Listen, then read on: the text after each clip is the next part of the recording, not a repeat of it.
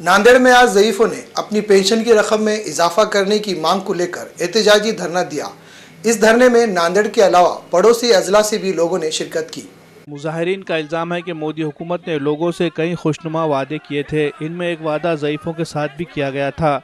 इन्हें यकीन दिलाया गया था कि ज़ईफ़ों को हुकूमत की जानिब से मिलने वाली पेंशन की रकम में इजाफा किया जाएगा, लेकिन 3 साल से ज़ायद का अरसा गुजरने के बावजूद पेंशन की रकम में कोई इजाफा नहीं किया गया है, जबकि महंगाई कहां से कहां पहुंच गई है।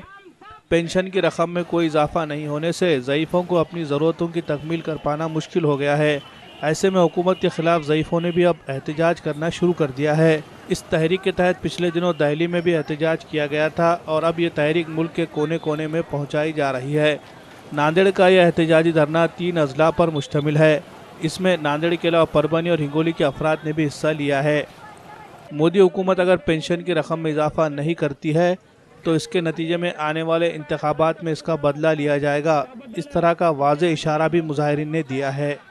ज़ईफ़ मुजाहिरीन ने ज़िला कलेक्टर से मुलाकात की और उन्हें एक मुतालबाती मेमोरेंडम पेश किया। देशभर EPS 95चा मुद्दा गाजतोय।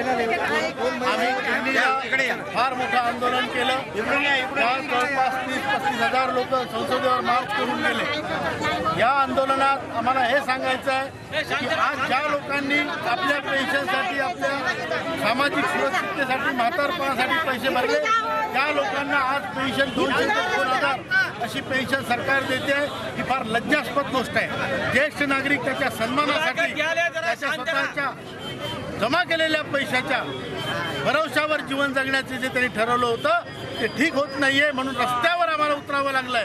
आज ज्येष्ठ भारताला रस्त्यावर उतरावं लागलंय आणि संपूर्ण देशामध्ये हे आंदोलन वाढतंय आणि प्रचंड मोठ्या संख्येत आज 17 कोटी कर्मचारी EPS 95 मध्ये कार्यरत आहेत आणि 60 लाख कुटुंब आज निवृत्त आहेत। त्या लोकांची वाताहत लागलेली आहे। 200 रुपयापासून 2000 रुपयापर्यंत पेन्शन देताना सरकारला लाज वाटत नाही।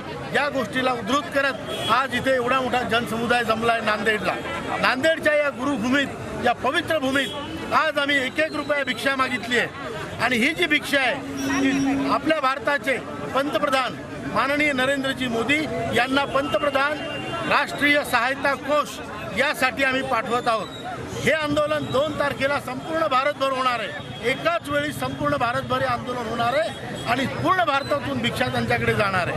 आम्हाला हे दाखवायचं आहे की आम्ही गरीब असलो तरी आम्ही देऊ शकतो आणि श्रेष्ठ भारत आज श्रीमंत असून, डेव्हलप कंट्री होत असून आज आमच्या ज्येष्ठांची जर वाताहत लागत असेल तर त्यासाठी हा आदर्श आम्ही घालून देणार आहोत।